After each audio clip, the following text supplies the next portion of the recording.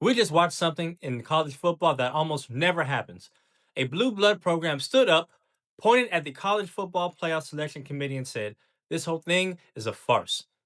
Notre Dame's athletic director didn't mince words. He said the committee pulled the rug out from under his team. Why? Because the Irish were ranked inside the top 10 all season, and then, with no game played by Notre Dame or Miami, no new data, and no new film, the committee jumped Miami over them at the 11th hour. So what does Notre Dame do? They opt out of the bowl season entirely. That's not a protest, that's a referendum. And here's the thing. Notre Dame is not, I repeat, is not being dramatic.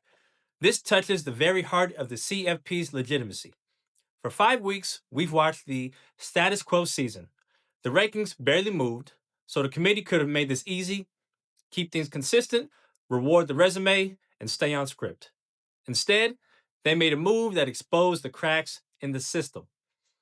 Now, the committee preaches the following criteria: head to head, strength of record, game control, quality wins. Except they don't apply any of those evenly. Miami and Notre Dame have nearly identical metrics. However, Miami won the head to head earlier in the season.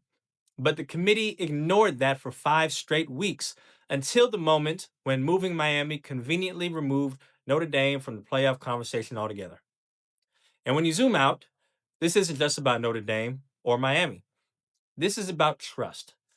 Because the second the committee starts bending criteria depending on the team, depending on the brand, depending on the moment, the CFP stops being a postseason system and starts being a political exercise. Now, this matters for every athlete, every program, and every recruit in the country because the promise of the CFP has always been win enough games, build the right resume, and you'll earn your shot. But if Notre Dame, a top 10 team with a 10-2 record, can get leapfrogged without playing, if Alabama can get blown out and remain in the number 9 spot, if BYU can outperform Ole Miss statistically in every category and sit 5 spots behind them, well, then the message shifts from earn it to hope the committee likes your team. And that's why Notre Dame going public matters. It's a shot across the bow at the entire system. It forces the CFP to answer questions that it's been dodging for years. What matters more, your resume or your logo? Your wins or your brand? Your season or their narrative? This isn't a 1 week story.